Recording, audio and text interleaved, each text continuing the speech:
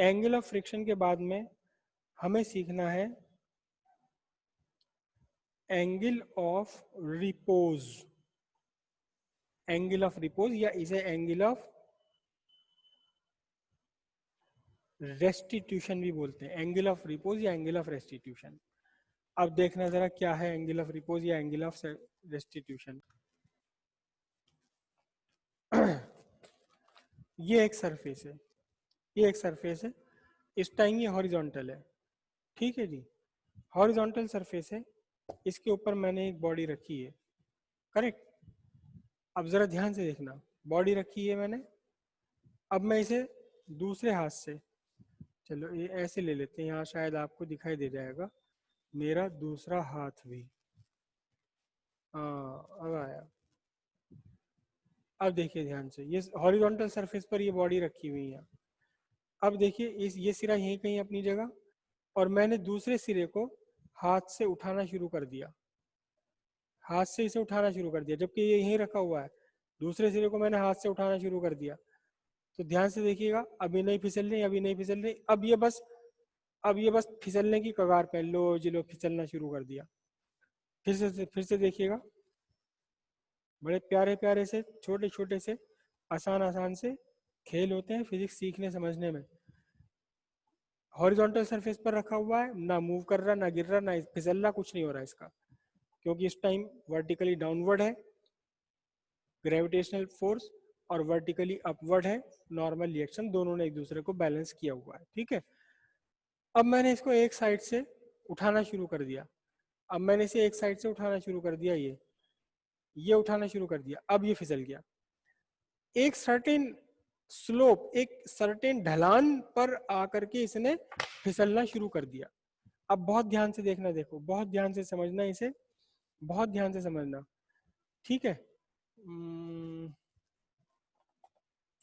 बल्कि एक बार और करूं मैं प्रैक्टिकली, ऐसे करूं मैं यहाँ, ऐसे कर लूं इस बार, चलो हालांकि थोड़ा गड़बड़ हो जाएगा, कोई बात नहीं, थोड़ी सी गड़बड़ भी सहन कर लेंगे। ये मैंने इसे उठाया और अब ये फिसल गया, मैंने इसे उठाया और अब ये फिसल गया, यहाँ जाके तो इसलिए रुक गया क्योंकि यहाँ गड़बड़ स्लोप डिफरेंट हो गया। तो अब जिस एंगल पर आकर, अब यहाँ ध्यान से देखिएगा, पहले इनिशियली कैसे थे दोनों आपस में मिले हुए, फिर मैंने इन्हें उठाना शुरू कर दिया तो खुल गए, जब मैंने एक को उठाना शुरू कर दिया खुल गए। तो अब ये जो एंगल बन गया इनके, जिस एंगल पर आकर के बॉडी ने फिसलना शुरू कर दिया, ये वाला एंगल, इस एंगल को बोलते हैं हम एंगल ऑफ रिपोज। क्या बोलेंगे? एंगल ऑफ रिपोज बोलेंगे। पहले ये ऐसे थे दोनों, फिर मैंने इसे उठाना शुरू कर दिया, इंक्लाइंड इंक्लाइंड इंक्लाइंड होता चला गया, और एक सर्टेन एंगल पर आकर के इसने फिसलना शुरू कर दिया बॉडी ने। ध्यान से देखो, अब डायग्राम में बनाता हूँ इसे, कई सारे मैं डायग्राम ड्रॉ कर रहा हूँ। ये मेरी एक सरफेस, ये तो मैंने हॉरिजॉन्टल लाइन बना ली, ठीक है। और फिर मेरी ये इसके ऊपर बुक भी थी, ये बुक मैंने रखी हुई थी, नोटबुक अपनी ये, ठीक है। इसके ऊपर रखा हुआ था मैंने अपना ऑब्जेक्ट, ऑब्जेक्ट ये रखा हुआ था यहाँ, ठीक है जी। इसके बाद क्या हुआ देखो, यहाँ से ये मैंने अपना जो बुक थी, नोटबुक थी, इसको थोड़ा सा तिरछा करा, थोड़ा सा तिरछा किया, इसके ऊपर रखा हुआ जो ऑब्जेक्ट था वो अपनी जगह रखा रहा, नहीं फिसला। फिर मैंने क्या काम किया, फिर मैंने इसको थोड़ा सा और इंक्लाइंड कर दिया, अपनी इस सरफेस को, अपनी इस सरफेस को थोड़ा सा इंक्लिनेशन इसका बढ़ा दिया, लेकिन अब भी जो इसके ऊपर रखे हुए ऑब्जेक्ट है वो अब भी रखा हुआ है, वो मूव नहीं कर रहा, ठीक है।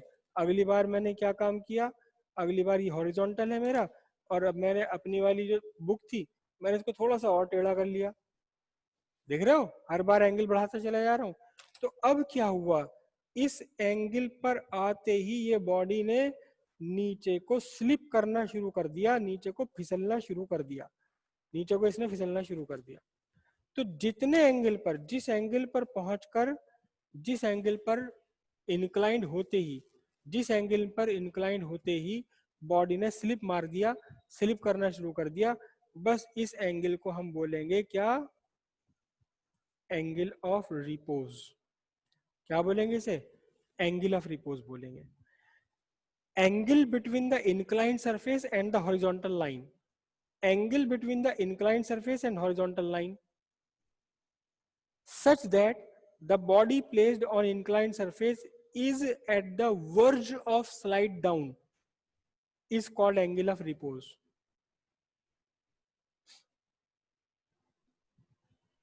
सर से ऊपर निकल गया सबके, मेरी सर से ऊपर निकल गया। जने मैंने क्या बोल दिया, मैंने क्या क्या बोल रहा हूँ मैं, समझ नहीं आ रहा।